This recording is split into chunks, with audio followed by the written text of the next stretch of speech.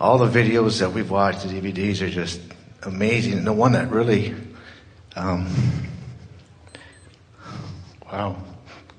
really hits home with me is the secret behind the secret.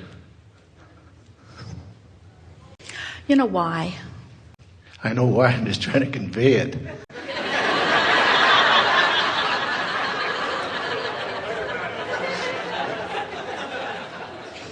I think the real thing I want to say is that it's because you see Jerry and Esther kind of behind the scenes, and Esther barely says a sentence without laughing. And she's got that laugh that's just contagious. I love it. And as well as Jerry. How come Abraham I never hear you laugh? Because you're very funny, and I've been laughing all morning.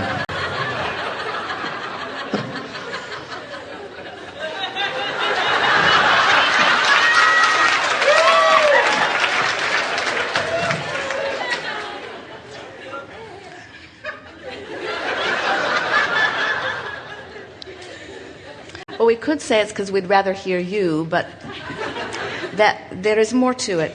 You know this emotional scale that we talk about all the time, and up here in the good feeling part of it, where it feels like love and joy and appreciation and ecstasy and passion and interest and all of that. Well, we'd have to put fun and laughter up there with that.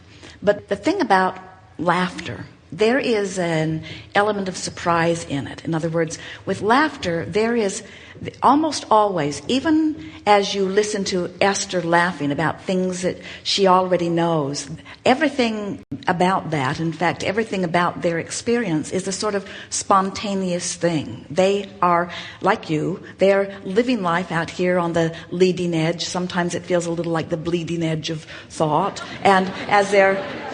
That was funny, wasn't it?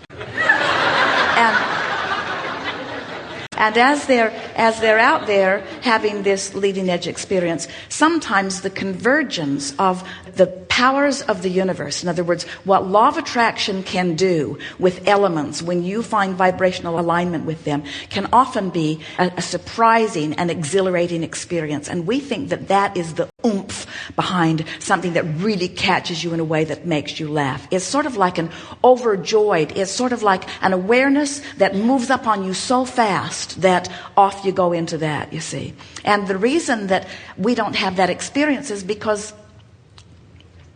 we already know where it's going. In other words, law of attraction doesn't catch us by surprise because we have a broader awareness of what's going on. That's the biggest thing. But we wanted to go back to something that we asked you earlier, because we think it's worth noting that the reason that you were moved by this documentary that Jerry and Esther's friend created called The Secret Behind the Secret, and the reason that they named it that also is because all of you, whether you know about law of attraction, whether you know about your emotional guidance system, whether you know about anything that is flooding through a seminar like this or not, you all are extensions of source energy, whether you know that you are or not. And you all are expressing yourselves in this variety of contrast, whether you know that you are or not. And you are all giving birth to rockets of desire, which are becoming your vibrational escrow, which will be your future experience, or maybe even future generations' experience. But it is all happening whether you know that it is or not. All of that is happening. So the expansion of the universe is a given. It cannot not be. The platform from which we all stand in this non-physical place is so well established, and well-being is so predominant that you cannot cease to be out here in this leading edge. In other words, the eternalness of all that all of us are is so established and so certain that there is nothing for anyone to ever worry about. Our eternalness is secure, you see. So why are we having these conversations? Why do you summon us forth? Why is it necessary that you come to understand what your guidance is? Because you want this leading edge expansion experience to be one of joyful experience while it's happening. In other words, future generations will certainly benefit by that which you all are about. And you certainly will experience the joy of your own expansion when you release from this physical body and reemerge into non-physical. We just don't think you should have to croak to be joyful. We just don't think you should have to croak to get up to speed with it. And it's why we've been calling this the time of awakening. This is the time when you intended to consciously come forth and consciously sift through and consciously give birth to new ideas and consciously recognize your vibrational discord and consciously reach for better feeling thoughts and consciously mold the vibration of your being to bring you into alignment with who you are and consciously see the world through the eyes of Source. Oh, it's fine to be physically focused, and it's certainly all right to be disconnected from Source. And oh, it's delicious to croak, and it's delicious to be non-physical. But to be physically focused in a physical body and to tune yourself to the vibration of Source and to have that Source energy pouring through you in conversations, in moments in time, in physical experiences, the deliciousness of the tactile physical experience while in alignment with Source. Nothing in all of the universe is more exhilarating than that. And every one of you intended that when you came forth. Not one of you said, I'll go forth, I'll pinch myself off, but it will be for a good cause. Not one of you said that. So, the secret behind the secret tells the whole story. The secret behind the secret tells that you are Source energy in a physical body. And there are so many people that are afraid of that knowledge, you see. And we say, to be physically focused and in vibrational alignment with the Source that is really you. That's what it's all about. And if you leave the non-physical out of this, then you leave out the vibrational relationship between these two vantage points. And when you leave out the vibrational relationship between these two vantage points, then all you got is somebody wanting a car, wanting some money, and that's why they get all that attack about how you're just egotistical and you're not spiritual, because the most important part of all of that is left out of that, you see. You cannot tell the story of who you are in your physical body without telling the story of the Source that is really you. And you cannot tell the story of who you are in your physical body without explaining the emotional makeup that is you, that is always giving you that vibrational recordation or indicator of where you stand in relationship to who you are. And you will never be happy, not one of you ever, until you understand that this part of you does exist and until you are consciously, deliberately reaching for alignment with that, you see.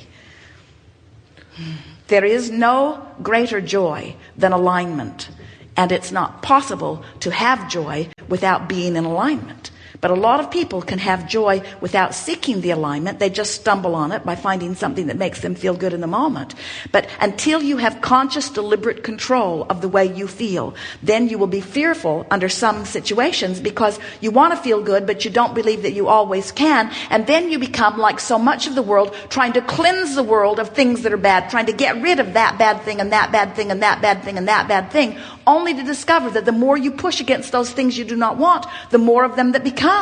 You've got to, as people upon this planet, come into vibrational awareness of who you are. You will never push the bad stuff away and then in its absence be left with good stuff. It does not work that way.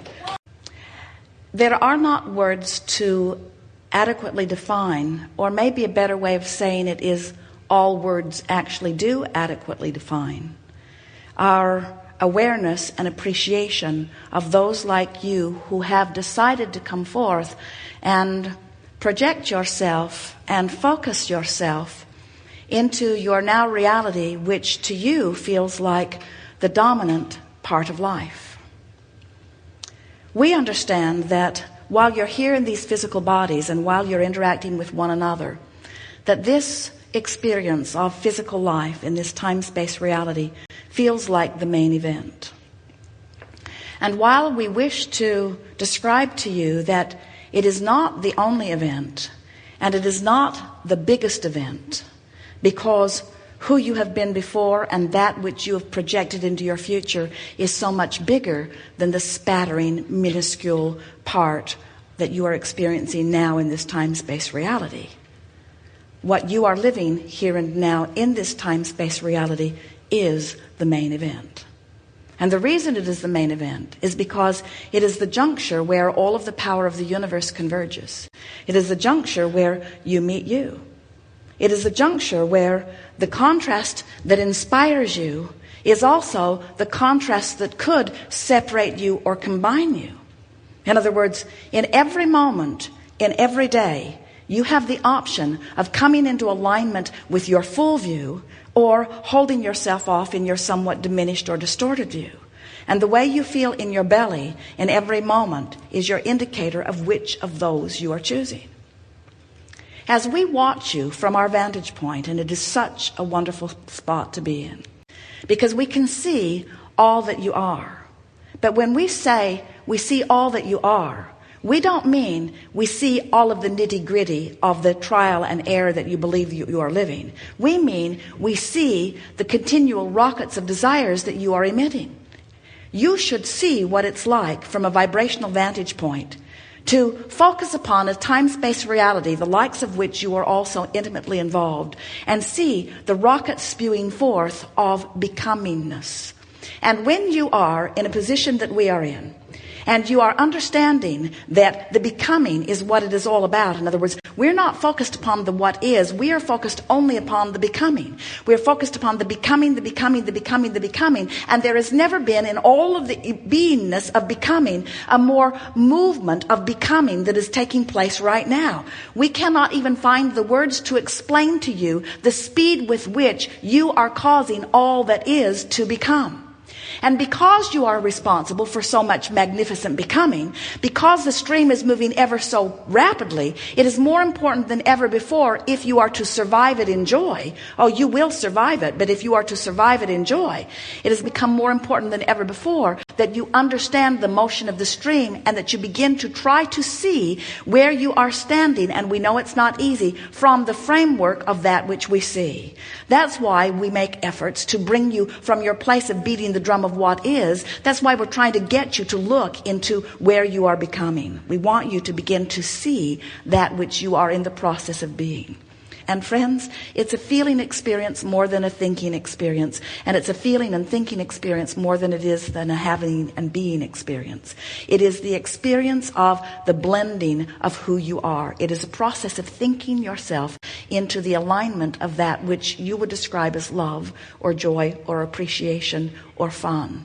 And we would describe it as the vibration of being who you really are.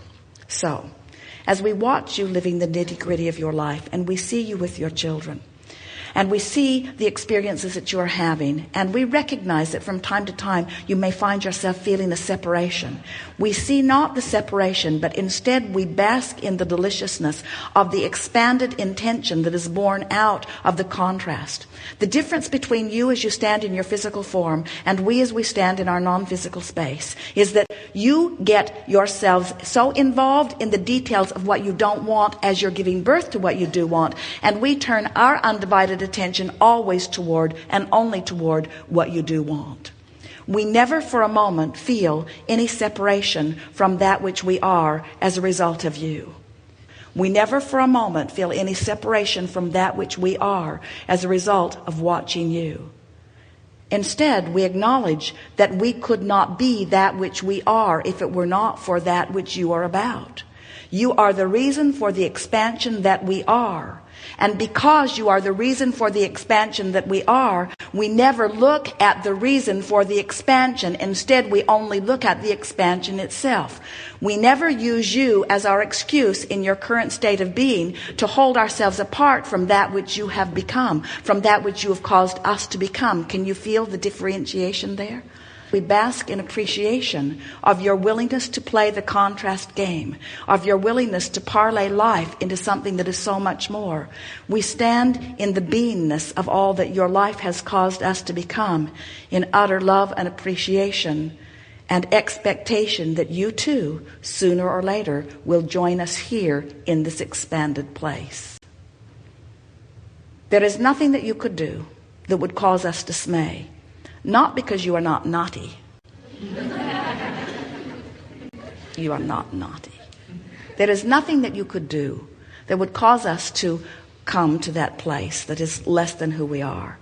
There is nothing that you could do that could cause us to go there, not because of our unwillingness to play with you where you are, but because the whole reason for your existence was to provide the expanded place where we now stand.